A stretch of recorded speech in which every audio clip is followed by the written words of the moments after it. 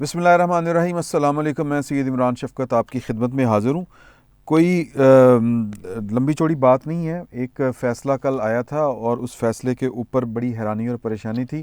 اور اس فیصلے کے اوپر پرانی بات میں آپ کو میں پہلے کلیئر کر دوں یہ فیصلہ کون سا ہے۔ فیصلہ 5 رکنی بینچ کا ہے۔ چیف جسٹس آف پاکستان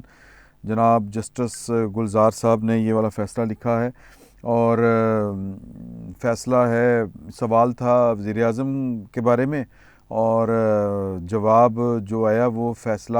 یا سوال اٹھانے والے کے خلاف جواب آیا، جسٹس قاضی فائز عیسیٰ کے خلاف، اور ان کو وہ فیصلہ دیا گیا ہے جو عدالت کے اختیار میں ہی نہیں، اور یہ طے شدہ امر ہے۔ یہ فیصلہ پہلے سے ہو چکا ہے کہ آپ کسی جج کو کام سے اس طرح سے نہیں روک سکتے، یا آپ کہہ لیں کہ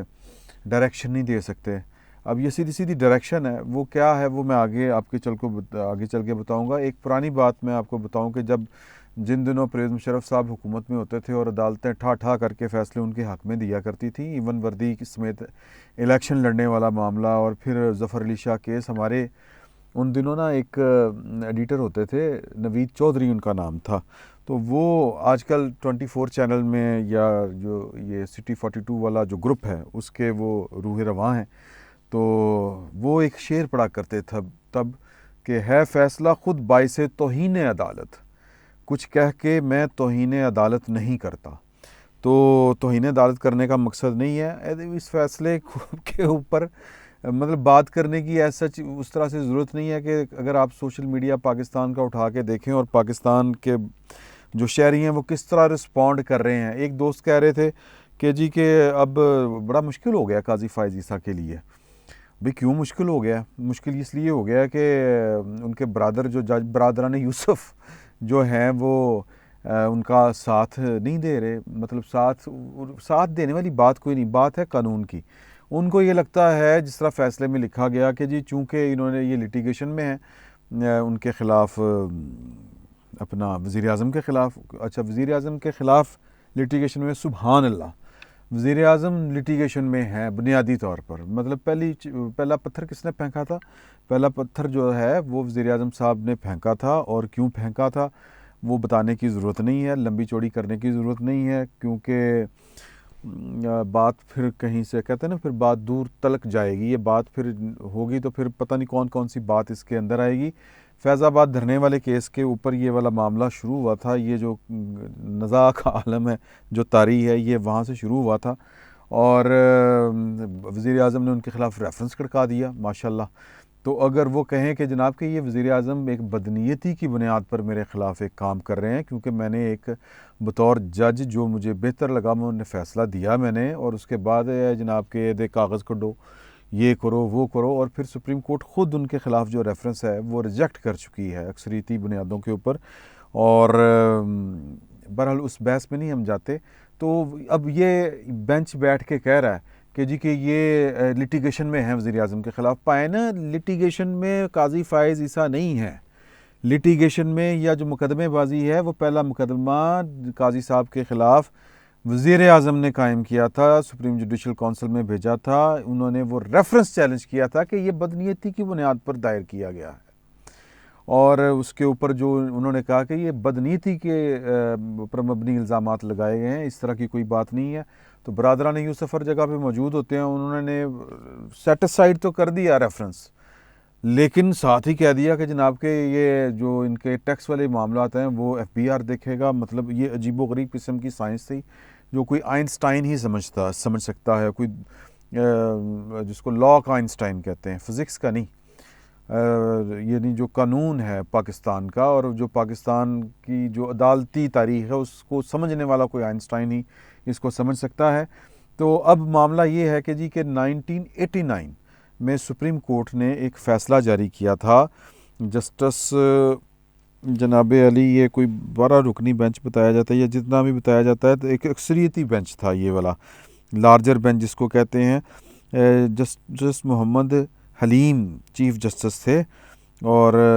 جس میں اسلم ریاض حسین 2، محمد افضل ظلہ 3، نسیم حسن شاہ 4،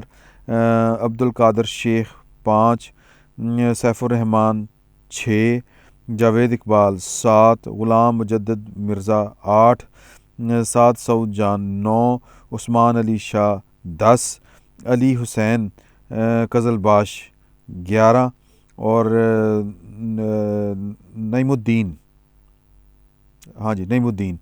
یہ جناب 12 رکنی یہ بینچ تھا۔ اور اس نے جو فیصلہ کیا ہے وہ کہتا ہے جی کہ میں اگر آپ اس کی میں پڑھ کے سنا دیتا ہوں آپ کو، یہ میرے پاس پڑا ہوا ہے میرے موبائل میں۔ Supreme court one set of ججز of a constituted bench of Supreme Court cannot issue a direction to the other set of judges or any of the judges of the bench not to associate themselves or himself in hearing of a matter۔ آگے بھی انہوں نے پھر وہ باعث کی تعریف کی ہے کہ آپ کسی برادر جج کو یا بینچ کو کوئی ڈائریکشن جاری نہیں کر سکتے۔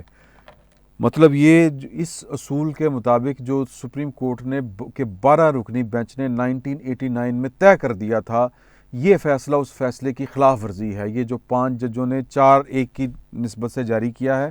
اور یہ فیصلہ اگر ہم اس کو سیاسی بنیادوں پہ دیکھیں تو پھر یہ کہ جسٹس عمر عطا بندیال صاحب جو ہیں وہ نواز شریف صاحب کے بارے میں اور باقی جو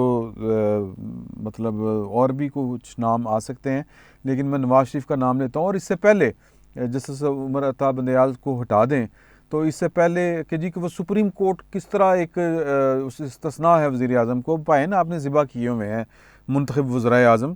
تو یہ بات جو ہے وہ غلط ہے، وہ بات یہ نہیں کرنی چاہیے۔ اصل میں گڑبڑ کہاں سے ہوئی؟ گڑبڑ یہ ہوئی کہ یہ جو فیصلہ خلاف دینا پڑا، مطلب اپنے 12 رکنی بینچ کے فیصلے کے اوپر جو فیصلہ آیا، چھوٹا بینچ کا فیصلہ، یہ اس کے خلاف ہے، تو وہ اس لیے دینا پڑا کہ جو اپنا کل قاضی فائز صاحب جو لے کے آئے تھے ڈاکومنٹ، کسی نے ان کو کیا تھا جی کہ مجھے واٹس ایپ کیا تھا،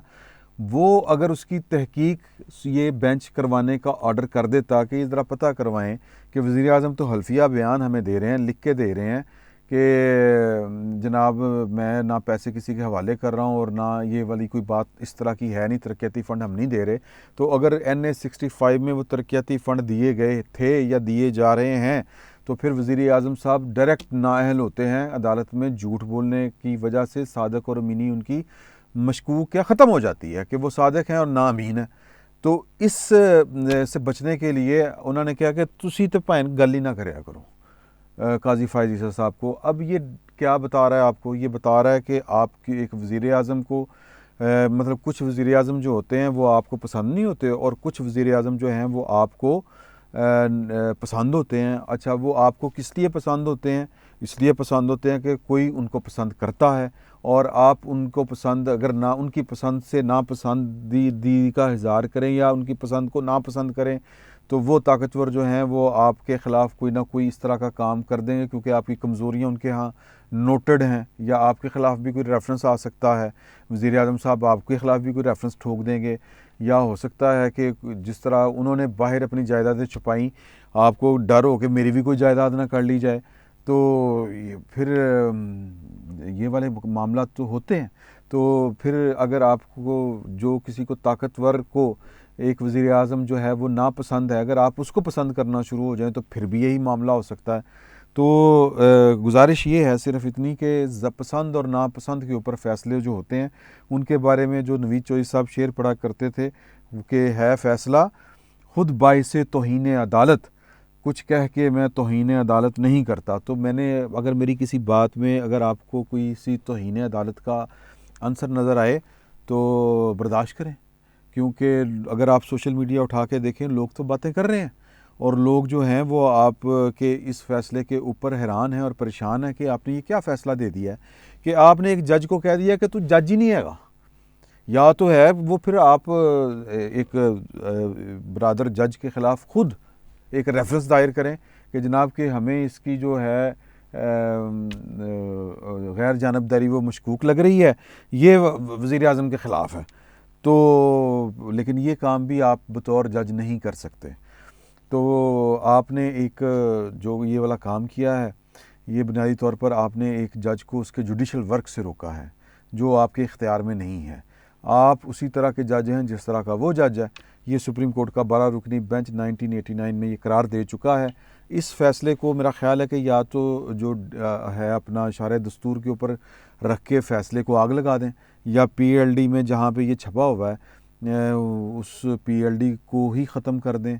یا پھر یہ ہے کہ رجوع کر لیں کہ جی کہ وہ 12 جج جو تھے وہ بیوقوف تھے اور ہم نے زیادہ عقل سیکھ لی ہے،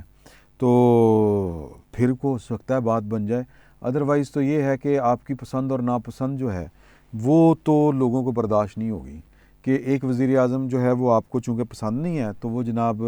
اس نے آپ کے خیال میں اس کو نہ کوئی استثناء حاصل ہے، نہ آپ سے اس کو کوئی امان حاصل ہے۔ تو ایک وزیر اعظم جو آپ کو پسند ہے وہ کیوں پسند ہے وہ میں نے بتا دیا ہے، پسند اور ناپسند کیوں ہوتی ہے۔ پاکستان کا جو پولیٹیکل سٹرکچر وہ اسی طرح کا ہی ہے، اس میں قانون اور انصاف اور یہ جو باتیں ہوتی ہیں اصول اور ضابطے اور کوئی ٹنگ دی گل وہ معنی نہیں رکھتی۔ معنی اگر رکھتی ہے تو طاقت، وہ کہتے ہیں نا جی کہ وہ جس کی لاٹھی اس کی بھینس، تو یہ طاقت کا اصول ہے اور یہی پاکستان کی سیاست میں جس کی لاٹھی ہے اسی کی بھینس ہے۔ نہ یہاں پہ کوئی دستور کچھ معنی رکھتا ہے، نہ کوئی اصول یہاں پہ کوئی بڑا مطلب ہے، کوئی وقت رکھتا ہے۔ تو یہ جو فیصلہ آیا ہے اس فیصلے کی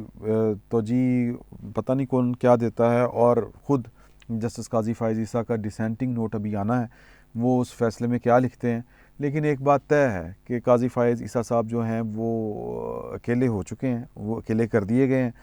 سسٹم جو ہے وہ اس وقت طاقتوروں کے ہاتھ میں ہے، اور وزیر اعظم ایک طاقتور شخصیت ہیں، قانون ان کا کچھ نہیں بگاڑ سکتا۔ جو ان کے خلاف کسی قانون اور اصول اور ضابطے کی بات کرے گا وہ یوں کلا کر کے مارا جائے گا، جس طرح قاضی فائز عیسیٰ صاحب کلے کر کے مارے جا رہے ہیں۔ قاضی فائز عیسیٰ کا پاکستان کی پاور سٹرکچر اور پاکستان کی اسٹیٹ کے اندر کوئی فیوچر نہیں ہے۔ یہ بات وہ جتنی جلدی سمجھ جائیں اتنا بہتر ہے۔ موجاں کرن جان بیوی دی جناب، وہ ان کی بیوی نیشنل ہے، یعنی نیشنل سے مراد ہے کہ ان کے پاس کہیں اور کی بھی نیشنلٹی ہے، سننے میں آیا ہے۔ اگر ہے موجاں کرو جا کے یار، یہ وزیر اعظم کے بچے بھی تو باہر ہیں نا، ان کے بھی تو نیشنلٹی ہے۔ اور بھی میرا خیال ہے کہ پاکستان میں جس ایک بڑا جملہ معترضہ کے طور پہ بولنے لگا ہوں